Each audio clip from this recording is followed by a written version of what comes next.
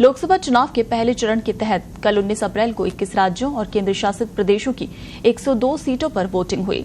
सभी सीटों पर शाम को 7 बजे तक 62.37% मतदान दर्ज किया गया। अब ये वोटिंग मशीन 4 जून को खुलेंगी। सबसे ज्यादा वोटिंग त्रिपुरा में 80.17% हुई है। इसके बाद पश्चिम बंगाल में 77.57%, मेघालय में 74.21%, पुडुचेरी में 73.50%, असम में 72.10% मतदान हुआ। अरुणाचल प्रदेश और सिक्किम में विधानसभा चुनाव के लिए भी वोटिंग हुई। चुनाव आयोग ने कहा कि शाम 7 बजे तक मतदान का अनुमानित आंकड़ा सभी मतदान केंद्रों तक भेजा गया। वहीं पश्चिम बंगाल और मणिपुर के कुछ हिस्सों में हिंसा की सूचना मिली। अगर 2019 में हुए मतदान के पहले चरण से तुलना की जाए तो इस बार पहले फेज में कम वोटिंग हुई है। इधर आपको बता दें, छिटपुट हिंसा की घटनाएं जैसे मणिपुर से सामने आया बवाल, वहीं छत्तीसगढ़ में एक ग्रेनेड लॉन्चर हमले में एक जवान शहीद हो गया, जबकि एक सीआरपीएफ कर्मी घायल हो गया। चुनाव आयोग ने कहा कि 7 चरण के चुनाव के पहले और सबसे बड़े चरण का मतदान काफी हद तक शांतिपूर्ण रहा।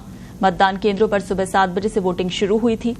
चुनाव के दौरान छिटपुट हिंसा की खबरें थी, जिसमें बंगाल में तृणमूल कांग्रेस ने भाजपा समर्थकों पर कूच बिहार के सीतलकुची में उनकी पार्टी के कार्यकर्ताओं के साथ मारपीट करने और कहा कि मतदाताओं को धमकी देने का आरोप लगाया। इधर मणिपुर में थमनपोकपी में एक मतदान केंद्र के पास अज्ञात बदमाशों ने गोलीबारी की और इरोसेम्बा मतदान केंद्र पर भी हिंसा की सूचना मिली। हालांकि मणिपुर में 68.62% और बंगाल में 77.57% मतदान हुआ। उधर राजस्थान के नागौर में भी आरएलपी और बीजेपी कार्यकर्ता भिड़ गए। तमिलनाडु, अरुणाचल प्रदेश, अंडमान निकोबार द्वीप समूह और असम में कुछ बूथों पर मामूली ईवीएम गड़बड़ी की सूचना मिली। पश्चिम बंगाल के कूच बिहार सीट पर जो हिंसा हो, इसकी वजह से मतदान भी प्रभावित हुआ। दोनों पार्टियों के सूत्रों ने बताया कि टीएमसी और बीजेपी कार्यकर्ता आपस में भिड़ गए और चुनावी हिंसा, मतदाताओं को डराने धमकाने और चुनाव एजेंडों पर हमले से करीब 80 और 39 शिकायतें दर्ज की गईं। इधर छत्तीसगढ़ में नक्सल प्रभावित बस्तर लोकसभा क्षेत्र में 63.41% मतदाताओं ने वोट डाले, जहां गलती से ग्रेनेड फटने से सीआरपीएफ का एक जवान शहीद हो गया, जबकि एक अन्य घटना में आईईडी विस्फोट में एक अधिकारी घायल हो गया। लोकसभा चुनाव में पहली बार बस्तर के 56 गांवों के मतदाताओं ने अपने ही गांव में बने मतदान केंद्र पर वोट डाला। इधर तमिलनाडु में बीजेपी ने डीएमके एआईएडीएमके पर आरोप लगाया। तमिलनाडु भाजपा अध्यक्ष और कोयम्बटूर सीट से पार्टी उम्मीदवार के अन्नामलाई ने करूर गांव के उथुपट्टी मतदान केंद्र पर अपना वोट डाला।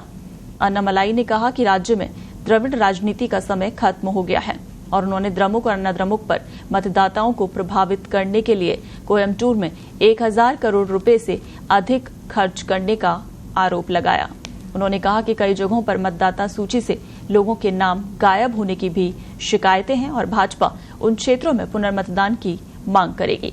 इधर असम में भी लखीमपुर के बेहपुरिया के 3, होजई, कालियाबोर और बोकाखट के 1 और डिब्रूगढ़ के नाहर कटिया के 1 मतदान केंद्र पर ईवीएम में खराबी की सूचना मिली, जहां पर ज्यादातर गड़बड़ियां मॉक पोल के दौरान देखी गईं, जो कि मतदान शुरू होने से 90 मिनट पहले ही शुरू हुई थी। उन गड़बड़ियों को तुरंत ठीक कर लिया गया।